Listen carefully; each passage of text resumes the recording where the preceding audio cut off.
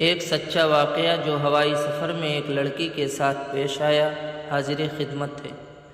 واقعہ کچھ یوں ہے کہ اس لڑکی کی سیٹ ایک بوڑھی عورت کے ساتھ تھی۔ وہ عورت بہت خوش اخلاق اور باتونی لگ رہی تھی۔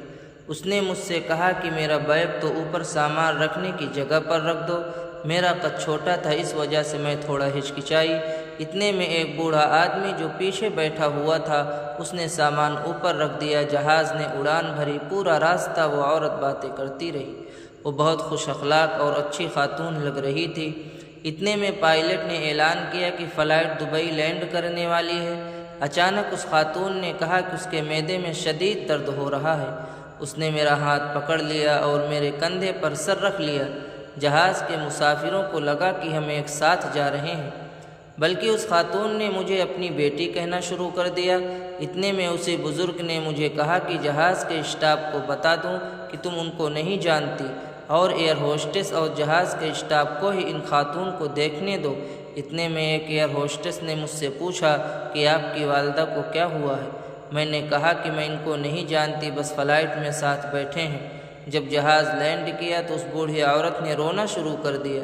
میری منت کی کہ کم سے کم اس کا پرس ہی پکڑ کے ساتھ رہوں، مگر اس بوڑھے آدمی نے مجھے اشارے سے منع کر دیا، اور نہ چاہتے ہوئے بھی میں اس کو گڈ بائے کہہ کر اتر گئی۔ ایئرپورٹ پر سامان لیتے ہوئے معلوم ہوا کہ اس بوڑھی عورت نے ویل چیئر لینے سے انکار کر دیا اور پرس جہاز میں ہی چھوڑ کر اترنے کی کوشش کی، اور ایئرپورٹ سے نکلنے کی کوشش کرتی رہی۔ ایئرپورٹ پولیس نے اس کو حراست میں لے لیا، جہاں اس نے اونچا اونچا رونا شروع کر دیا اور میری بیٹی کو بلا دو، وہ مجھے چھوڑ کر نہ جانے کہاں چلی گئی۔ پولیس نے اسی وقت جہاز کے اسٹاف سے معلومات حاصل کر کے مجھے روک لیا۔ اس وقت پھر وہی بزرگ شخص وہاں آ گئے اور انہوں نے بتایا یہ خاتون ہم دونوں کو جہاز ہی میں ملی ہے، پہلے سے نہیں جانتے۔ پولیس سے ہی معلوم ہوا کہ اس بوڑھی عورت کے پرس اور سامان سے ڈرگس ملی ہے۔ اب میرے سارے سامان کا باریکی سے معائنہ کیا گیا، فنگر پرنٹس لیے گئے۔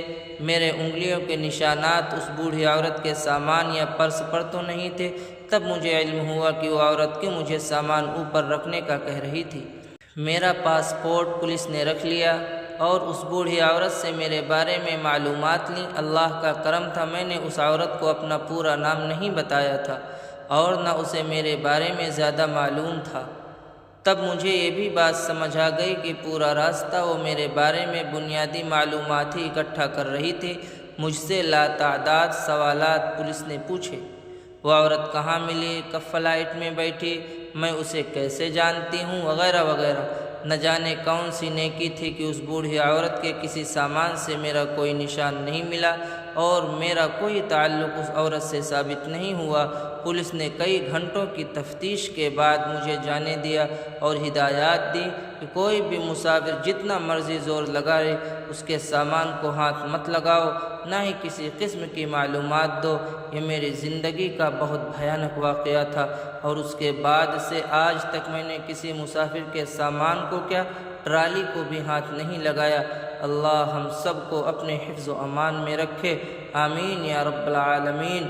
جو لوگ جہاز کا سفر کرتے ہیں، اگر کوئی ایسا کردار ملے تو جہاز کے اسٹاف کو ضرور اپنے ساتھ رکھیں اور واضح کر دیں کہ آپ کا اس سے کوئی تعلق نہیں۔